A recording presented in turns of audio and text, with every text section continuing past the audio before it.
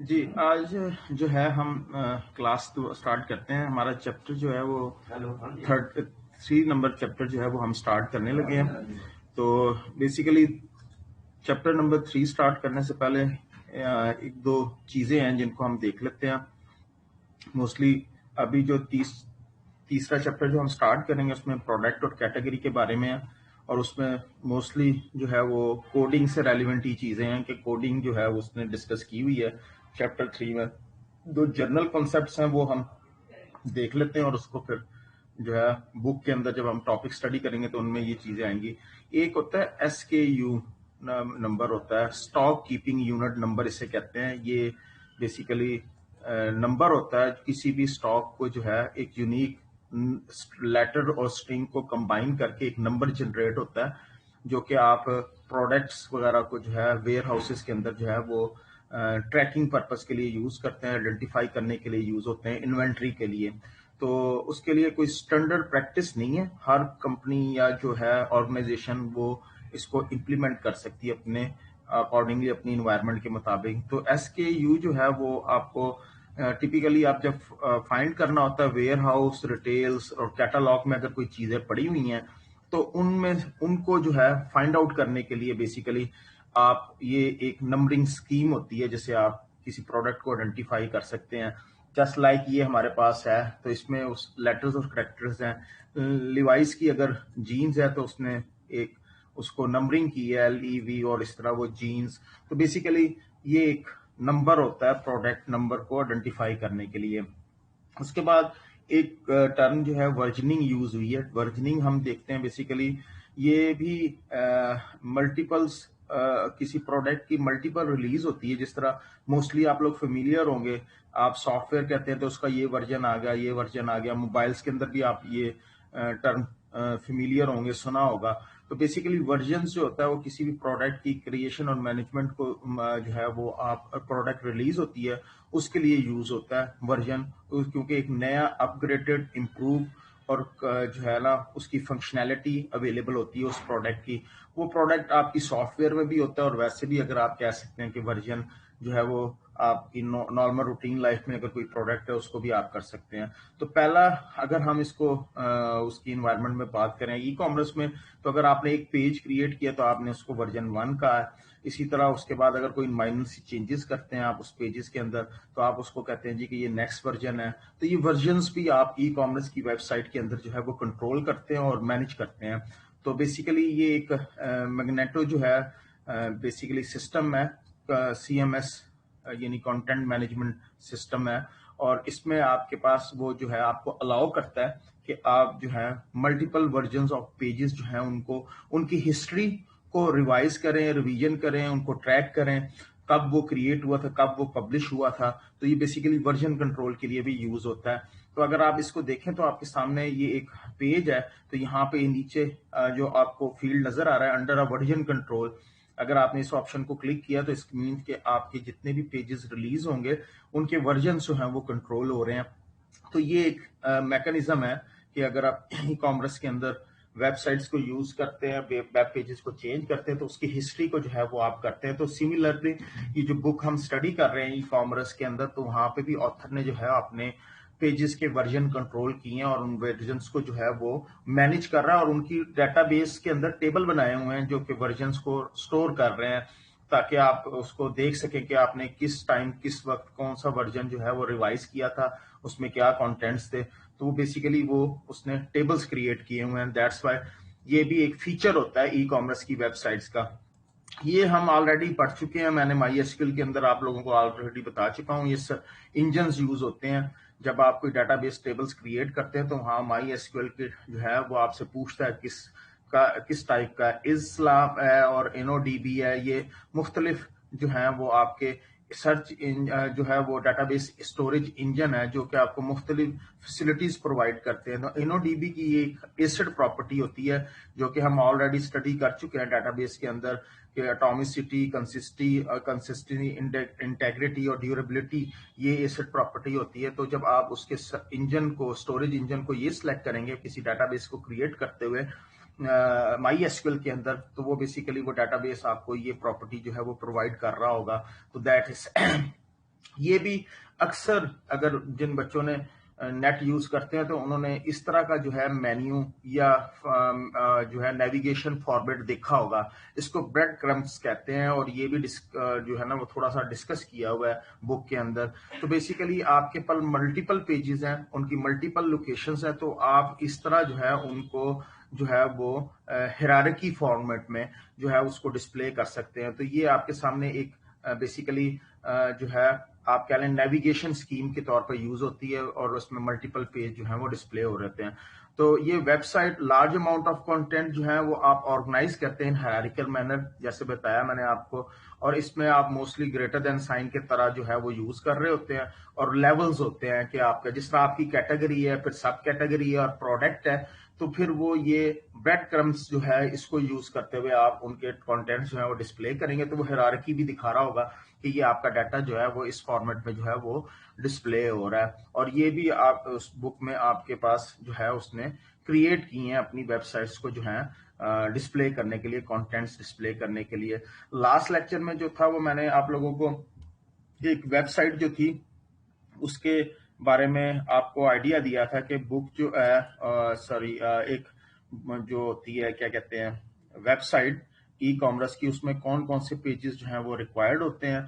तो अब आज हम इस बुक के चैप्टर्स को जो है वो स्टार्ट करते हैं। देखते हैं कि हमारे पास जो चैप्टर है प्रोडक्ट एंड कैटेगरी का,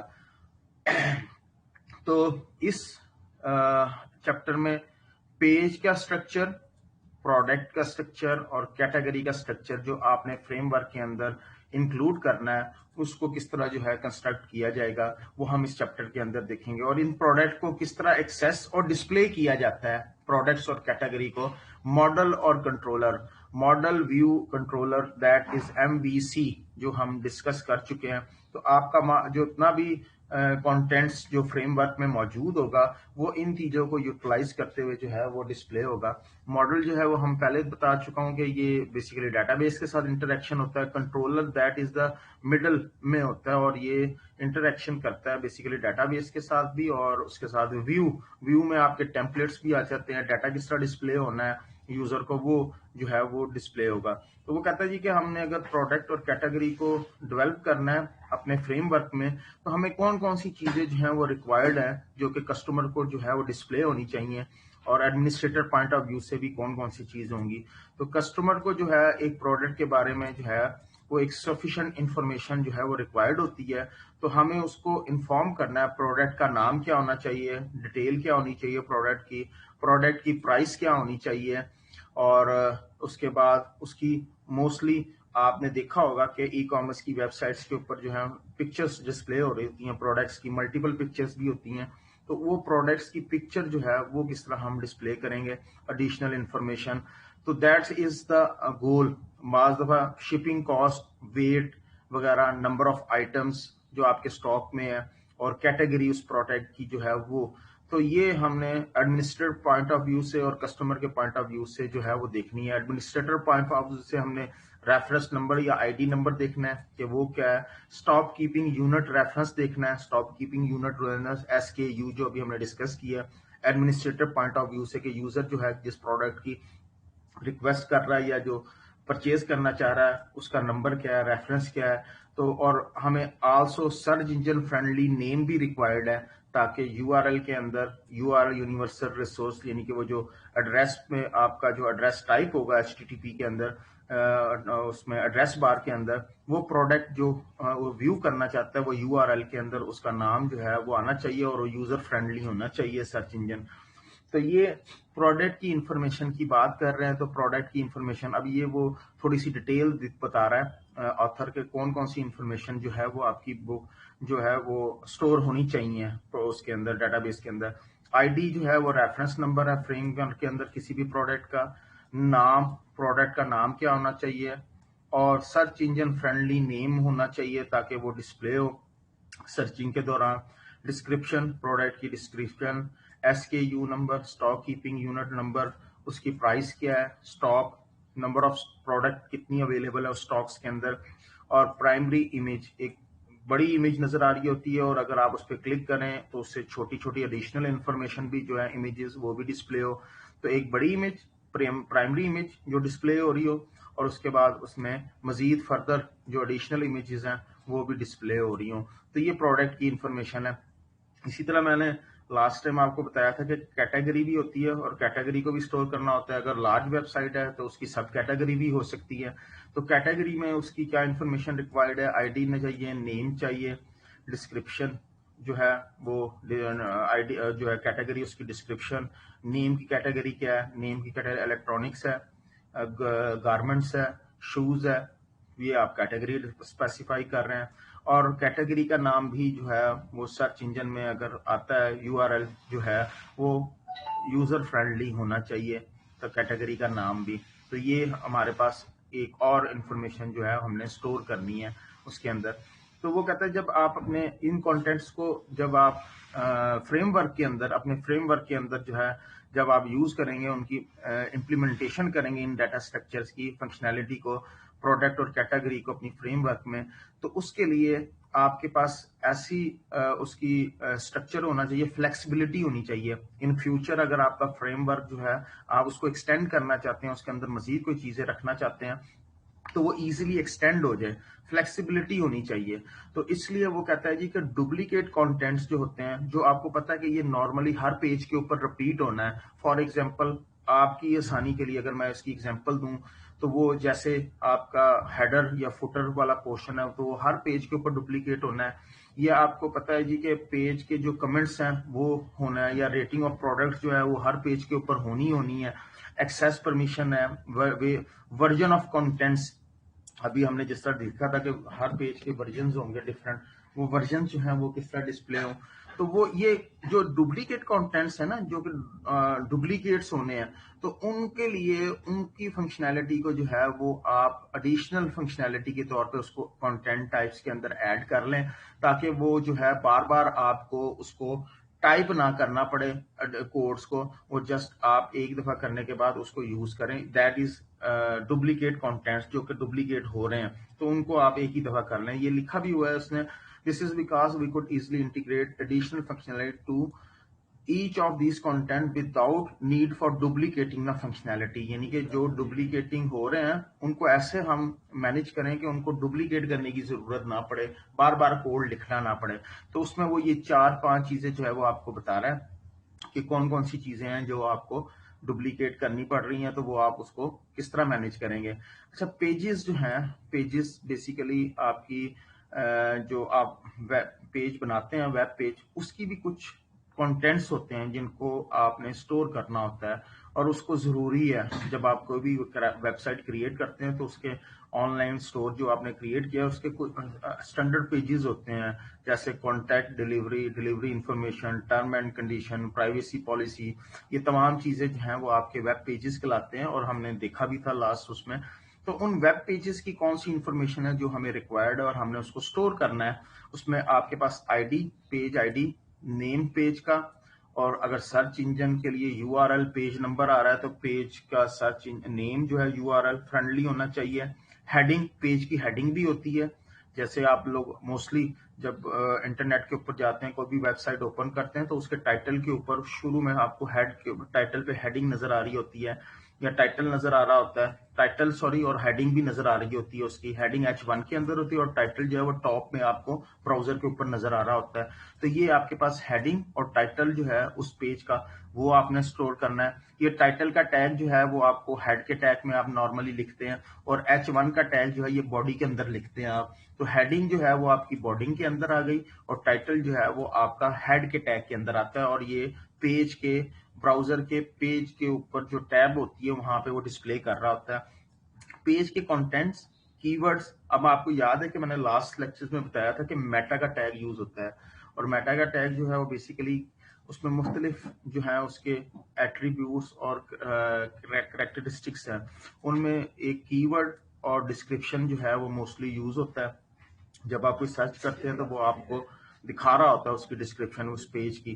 तो ये इंफॉर्मेशन जो है वो किसी वेब पेज से रेलिवेंट होती है। इसको आपने किस तरह स्टोर करना है। कंटेंट्स पेज के कंटेंट्स जो हैं वो जो आपने डिस्प्ले करने हैं वो कंटेंट्स जो है उनकी इंफॉर्मेशन कैसी है, प्रोडक्ट कैटेगरी जो भी उसके कंटेंट्स जो हैं वो डिस्प्ले करने हैं।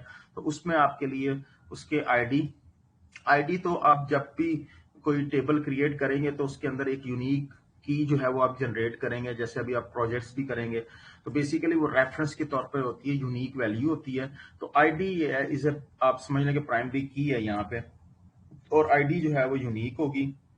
Name, name of content, search engine friendly name जो भी आपने रखना है। कंटेंट यानी कि वो पेज इटसेल्फ, पेज के प्रोडक्ट की डिटेल या उस पेज के अंदर जो भी इंफॉर्मेशन है, प्रोडक्ट की है, कैटेगरी की है, जो भी इंफॉर्मेशन है वो कंटेंट्स के लाएंगे। वो टाइप किस किस्म के हैं कंटेंट, उसके कंटेंट्स के, वो ऑर्डर ऑफ पेजेस, ग्रुपिंग की सूरत में, मेन्यू की सूरत में। जिस तरह भी मैंने आपको दिखाया था कि अगर बहुत ज्यादा पेजेस हैं तो वो ग्रुपिंग की सूरत में दिखा रहा होता है। अभी हमने एक मेन्यू का स्ट्रक्चर देखा था, तो वो उनका ऑर्डर किस तरह होना चाहिए। और अगर आपके पास कैटेगरी है और उसकी सब कैटेगरी है तो इसका मतलब है कैटेगरी जो है वो पेरेंट होगा, पेरेंट पेज होगा, और सब कैटेगरी उसका चाइल्ड होगा। तो ये एक तरह का दो पेजेस के दरमियान में रिलेशन है। उसको किस तरह आपने स्टोर करना है, तो वो एक पेरेंट का जो है फील्ड आप उसको इंट्रोड्यूस करवाएंगे जो कि इंडिकेट कर रहा होगा कि उसके सब पेजेस कौन से हैं। एक मेन पेज होगा और मेन पेज के साथ उसके सब पेजेस कौन से हैं। तो पेरेंट एंड चाइल्ड का रिलेशनशिप जो है वो क्रिएट होगा। यानी कि एक यूजर जो है उसके सामने पेज डिस्प्ले हो रहा है और उसमें मेन कैटेगरी शो हो रही है, वो पेरेंट पेज हो गया। जैसे यूजर ने क्लिक करके उसकी सब कैटेगरी में गया तो एक पेज और ओपन हो गया, वो यूजर का चाइल्ड पेज हो गया। तो पेरेंट और चाइल्ड के दरमियान में जो है वो रिलेशनशिप पेरेंट से है। मेटा कीवर्ड्स अभी ये हम डिस्कस कर चुके हैं, मेटा डिस्क्रिप्शन भी। वो पेज किस डेट को क्रिएट हुआ, उसकी इंफॉर्मेशन, क्रिएटर कौन था, ऑथर कौन था, पेज वो एक्टिव है। अभी मैंने कहा कि हम जो है उसके वर्जन्स कंट्रोल करेंगे। तो वर्जन्स का मतलब अगर एक पेज आपने क्रिएट किया, उसमें कोई थोड़ी चेंज की, उसका एक वर्जन के बाद दूसरा वर्जन आ गया, उसमें फिर कुछ चेंज की तो तीसरा वर्जन आ गया। अब आप कौन सा एक्टिव वर्जन पेज कौन सा यूज कर रहे हैं, पब्लिकली कौन सा विजिबल है यूजर को। बाकी दो पेजेस तो आपने साइड पे कर दिए क्योंकि आपने वर्जन 3 तक चले गए हैं और वर्जन 3 में जो है वो अपडेटेड फीचर मौजूद है। तो आप उसको किस तरह जो है वो करेंगे। तो लिहाजा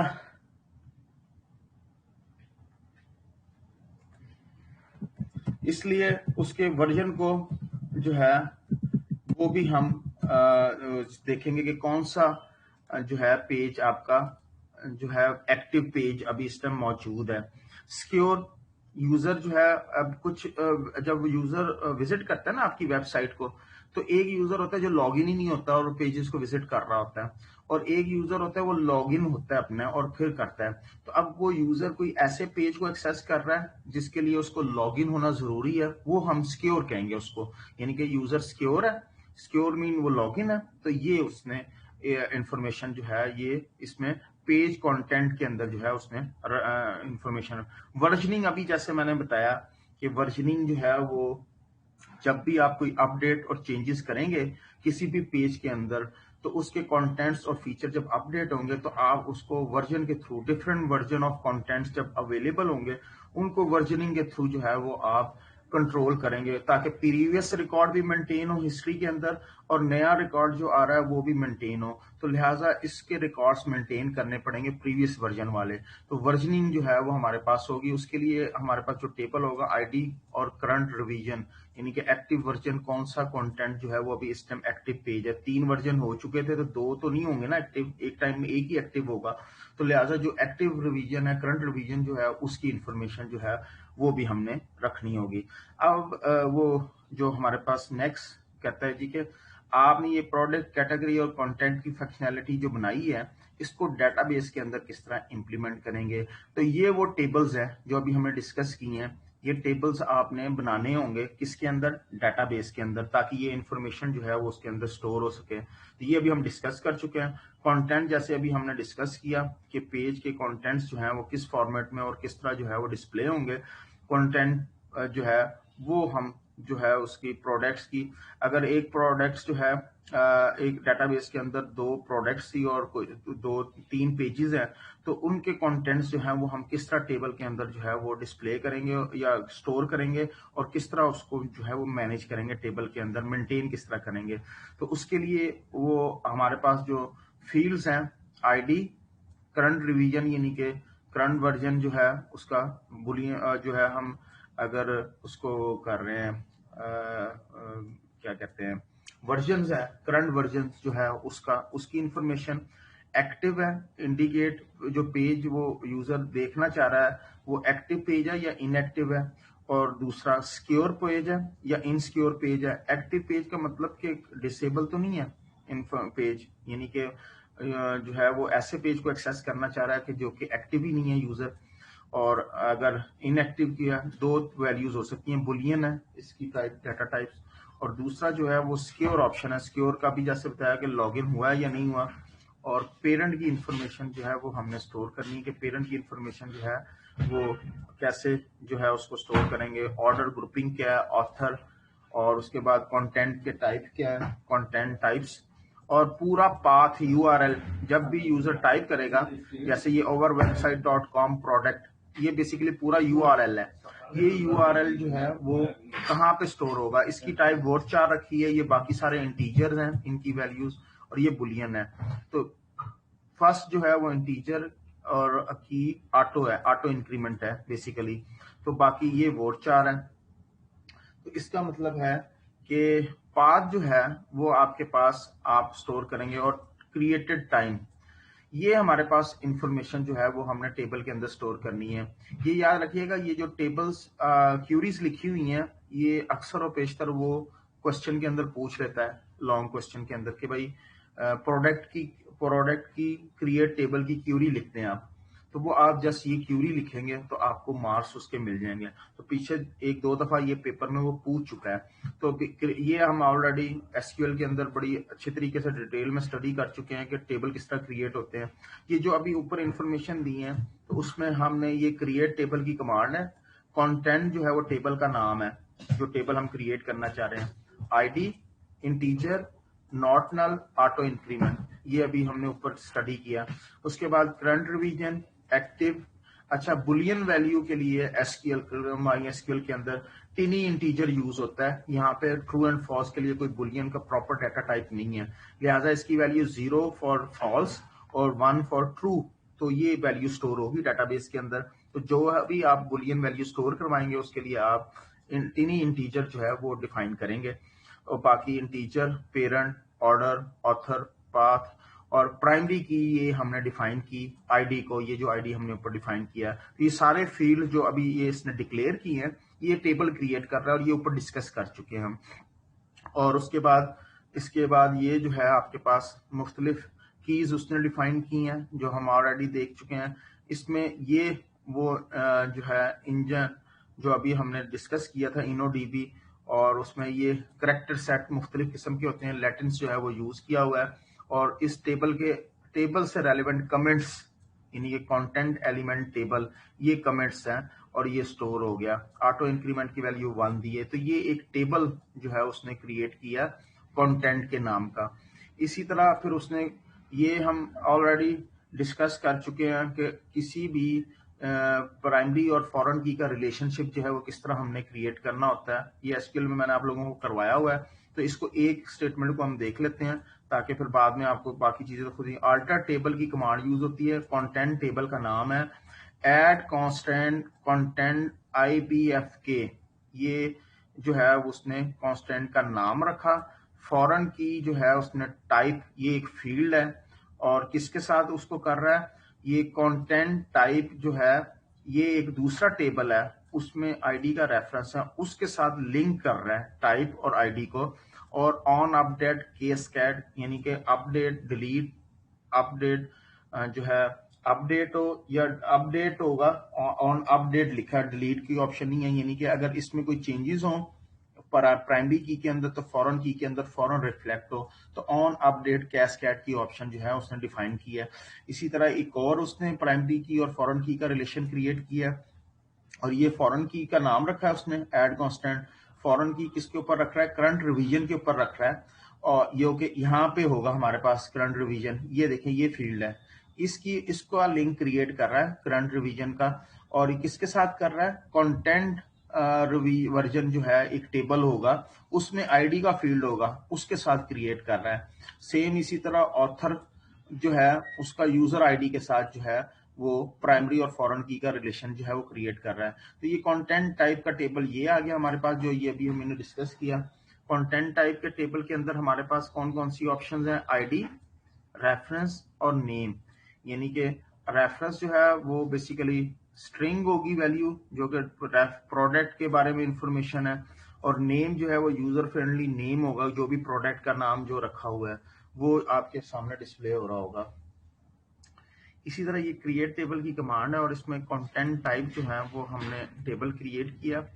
आईडी जो है वो हमारे पास एज ए प्राइमरी की या फॉरेन की के तौर पे यूज हो रही है, और रेफरेंस जो है दैट इज बेसिकली हमारे पास जो है वर्चार हमने रखा हुआ है, करेक्टर टाइप का रखा हुआ है, नॉट रखा हुआ है, और इसी तरह नेम जो है वो हमने स्पेसिफाई किया। ये तीन फील्ड्स जो हैं वो कंटेंट टाइप के टेबल के अंदर हमने क्रिएट किए, और इस टेबल के अंदर जो है हमने बेसिकली ये तीन फील्ड्स क्रिएट करके एक टेबल क्रिएट की है, और इसमें अभी हमने कोई प्राइमरी की और फॉरेन की, सिर्फ एक प्राइमरी की हमने डिफाइन की है जो कि आईडी के ऊपर है, फॉरेन की वगैरह का रिलेशनशिप नहीं क्रिएट किया। इसका इस आईडी का ऑलरेडी रिलेशनशिप जो है वो इस टेबल के साथ ऑलरेडी क्रिएटेड है। वो कौन सा रिलेशन है वो यहाँ पे आपके सामने है।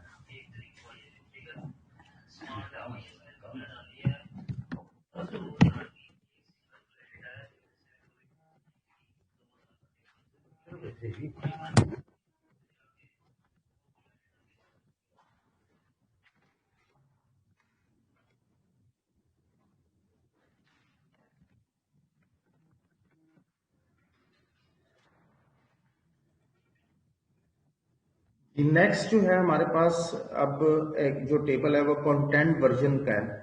कंटेंट वर्जन के अंदर हम देखते हैं कि कंटेंट वर्जन के अंदर हमने कौन सी इंफॉर्मेशन स्टोर करनी है। हमने जैसे देखा भी था, मैंने आपको बताया भी था कि वर्जन जो है वो बेसिकली चेंज होते रहेंगे पेजेस के।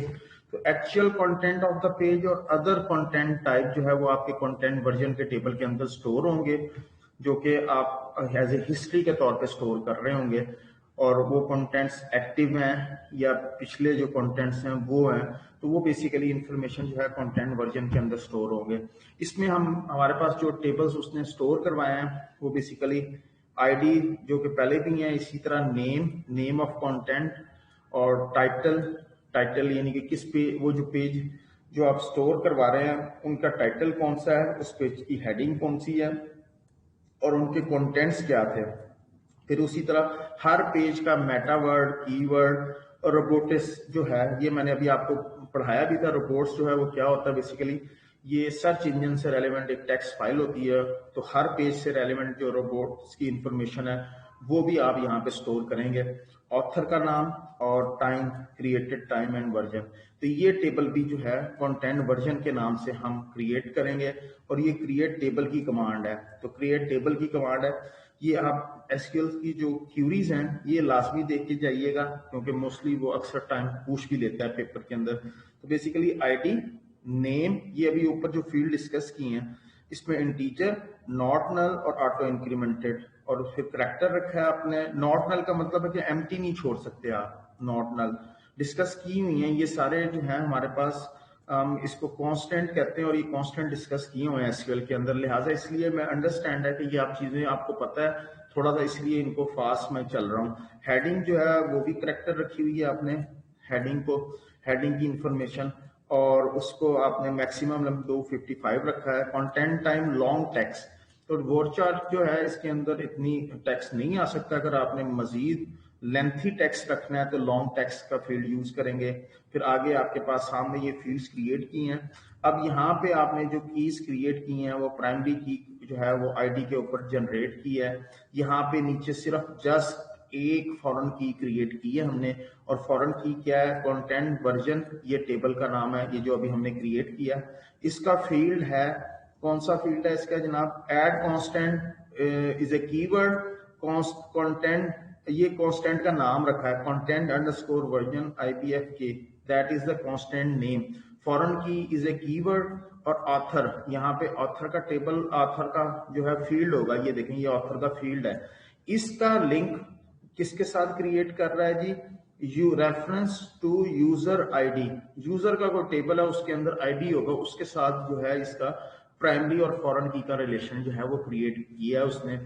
उसके बाद प्रोडक्ट की इंफॉर्मेशन, प्रोडक्ट की इंफॉर्मेशन जो है उसमें उसका इंटीजर आईडी, कंटेंट वर्जन, उसकी प्राइस, प्रोडक्ट की वेट, उसका स्टॉक कीपिंग यूनिट, स्टॉक में वो है या नहीं है, इमेज, नंबर ऑफ इमेजेस, और फीचर्ड उसके क्या हैं प्रोडक्ट के वो, और प्राइमरी की ये आपने जो है इसके अंदर स्टोर करवाए हैं। तो बेसिकली, और इसमें आपने एक प्राइमरी की भी जनरेट, फॉरेन की भी जनरेट की हुई है, और कंटेंट टाइप ऐड कांस्टेंट, और ये आपने किसके साथ क्रिएट किया, आपने कंटेंट वर्जन के साथ जो है इसको क्रिएट किया, और इसमें आपने दोनों ऑप्शन इंप्लीमेंट किए हैं, ऑन डिलीट और आप अपडेट, यानी कि अगर आईडी जो है वो अपडेट या डिलीट होता है तो ऑटोमेटिकली प्राइमरी की के अंदर जो कंटेंट वर्जन आपने रखा हुआ है इस फील्ड के साथ, यानी कि ये कंटेंट वर्जन जो है हमारे पास कौन सा है यहाँ पे टेबल, ये वाला फील्ड जो है, इसका लिंक आपने क्रिएट किया है किस फील्ड के साथ, कंटेंट वर्जन के अंदर एक आईडी का फील्ड है उसके साथ, तो वो प्राइमरी की होगी, ये फॉरेन की होगी। जैसे आप इसमें चेंज करेंगे वहां पे भी चेंज होगा, इसमें इसको डिलीट करेंगे तो वहां से भी डिलीट हो जाएगा। तो ये ऑप्शन जो है वो हमने इसमें रखी हुई है। उसके बाद जो है नेक्स्ट हमारे पास वो कहता है जी कि अब जो हमने तैयार किया है अपना फ्रेमवर्क, उसमें पेजेस किए हैं, तो हम उसको मॉडल, कंट्रोलर और सम टेम्पलेट्स, जिसको व्यू भी कहते हैं, व्यू का मतलब कि डिस्प्ले किस तरह होना है, तो प्री डिफाइंड फॉर्मेट जो है उनको यूज करते हुए आप जो टेक्स्ट प्रिंट करेंगे या डिस्प्ले करेंगे उनको हम टेम्पलेट्स कहते हैं। तो जो बने बनाए टेम्पलेट्स हैं उनको यूज करते हुए हम डिस्प्ले करेंगे, और उसमें हमारा ज्यादातर जो एडिशनल फंक्शनैलिटी जो होगी वो हम किस तरह इंप्लीमेंट करेंगे, ब्रेड में क्रम जनरेशन, यानी कि ये मेन्यूज हैं, सब मेन्यूज, उनके थ्रू जो है हम करेंगे। और ये मेन्यूज की अभी शेप मैंने आप लोगों को दिखाई है कि कौन से मेन्यूज होते हैं। इस तरह के मेन्यूज जो है वो हम इस बुक में जो है वो इंप्लीमेंट करते हुए यूज करेंगे। मॉडल जो है वो बेसिकली आपको पता है कि डेटाबेस के साथ इंटरेक्ट करता है, डेटाबेस के साथ कनेक्ट करता है। तो अब जो भी आपका डाटा आप सर्च इंजन में जो पेजेस वो डिस्प्ले होते हैं या जो पाथ URL का आएगा जो डाटा रिप्रेजेंट करना है, उसको वो मॉडल जो है कंट्रोलर से लेकर उसको चेक करेगा डेटाबेस के अंदर के पाथ जो है वो प्रॉपर तरीके का या वैलिड पाथ है कि यूजर ने कोई ऐसा पाथ तो नहीं टाइप कर दिया कि जो कि पेज एग्जिस्ट ही नहीं करता। फिर उसको वो चेक करेगा, अगर तो वो प्रॉपर पेज होगा तो उसके कंटेंट जो है वो डिस्प्ले कर देगा, अदरवाइज पेज नॉट फाउंड का एरर जो है वो डिस्प्ले करेगा। और ये काम हमने किसके थ्रू किया, हमने एक कंस्ट्रक्टर इज ए मेथड, आप लोगों ने पढ़ा होगा ओप्स के अंदर कि कंस्ट्रक्टर एक मेथड है जो कि ऑटोमेटिकली कॉल होता है। यहाँ पे भी कंस्ट्रक्टर जो है वो कॉल होगा जो कि पेज को देखेगा, फाइंड आउट करेगा, कैसे पेज को एज ए पाथ के तौर पर, पैरामीटर के तौर पर पास करेगा, यानी कि URL टाइप किया ना यूजर ने www ये वाला प्रोडक्ट या ये पेज, वो URL एज ए पेज जो है वो पास ऑन होगा, और वो पास ऑन किसके थ्रू हो रहा है, कंस्ट्रक्टर के थ्रू हो रहा है, और वो कंस्ट्रक्टर जो है वो इंफॉर्मेशन डेटाबेस के अंदर से रिट्रीव करेगा। तो ये कुछ कोड है जो कि ये अभी ऊपर डिस्कस किया।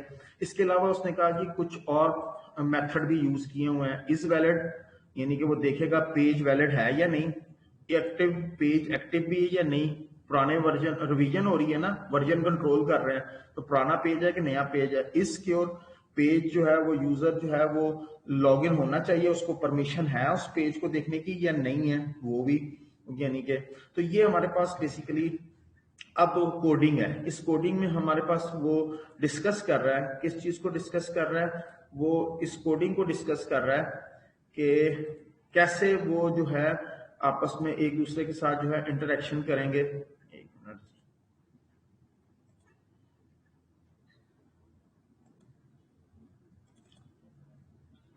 जी, ये हमारे पास जो बुक में कोडिंग है उसमें उसने जो है ये वेरिएबल्स डिक्लेयर किए हैं, प्राइवेट वेरिएबल। अच्छा, ये वेरिएबल्स अगर आप देखें तो सारे प्राइवेट हैं। इसका मतलब है कि ये वेरिएबल्स इस पेज मॉडल से बाहर एक्सेस नहीं हो सकते इस क्लास से, और किसी ए वैलिड की वैल्यू फॉल्स, ट्रू, फॉल्स, ये सारी वैल्यूज उसने बाय कुछ डिफॉल्ट वैल्यूज रखी हैं और किसी को रहने दिया।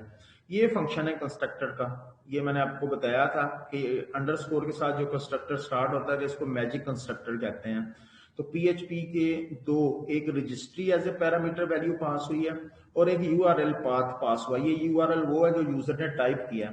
रजिस्ट्री के अंदर जो वैल्यू है वो वेरिएबल पैरामीटर की वैल्यू उठा के वो इस क्लास के वेरिएबल के अंदर जो यहाँ पे हमने डिक्लेयर किया प्राइवेट, उसके अंदर स्टोर कर देगा जो वैल्यू पास ऑन होगी। अब यूआरएल जो है, जो यूआरएल यूजर ने टाइप किया है पाथ, वो पाथ यहां से उठाएगा और ये एक वेरिएबल है मेमोरी के अंदर, रैम के अंदर, उसके अंदर वो यूआरएल रख देगा। जो भी www.yourwebsite.electronics. जो भी वेबसाइट जो यूआरएल टाइप किया वो उठा के इसके अंदर रख लेगा। अब ये क्यूरी है select ID, active, secure, title, ये जो अभी हमने ऊपर जो टेबल्स क्रिएट किए थे उनमें से डाटा रिट्रीव हो रहा है। डाटा किस किस में से रिट्रीव हो रहा है? कंटेंट्स, मेटा की, ये सारी फ्रॉम एक कंटेंट के टेबल में से। ये सी जो है एलियस है, ये एलियस हम डिस्कस कर चुके हैं एसक्यूएल के अंदर। ये कंटेंट टाइप का टेबल है और कंटेंट वर्जन का, तीन टेबल में से इंफॉर्मेशन रिट्रीव करेगा, इस क्यूरी को उठाएगा और इस एसक्यूएल के अंदर स्टोर कर देगा। सिर्फ ये क्यूरी हमने बनाई है और स्टोर करवाई है। कौन सा ये जो यूआरएल यूजर ने पास किया है, ये जो आपको इन्वर्ट जो है ब्रैकेट्स, करली ब्रैकेट्स के अंदर नजर आ रहा है, ये वो यूआरएल है जो यूजर ने टाइप किया था, वो इधर आया है। अब ये यूआरएल क्यूरी के जरिए जो है वो सर्च कर रहा है बुक उसके अंदर, डेटाबेस के अंदर, कि ये यूआरएल जो आया है इसका डाटा भी अवेलेबल है या नहीं। लिमिट वन का मतलब जस्ट ओनली वन इंफॉर्मेशन जो है वो डिस्प्ले हो, तो लिहाजा ये इंफॉर्मेशन रिट्रीव होगी।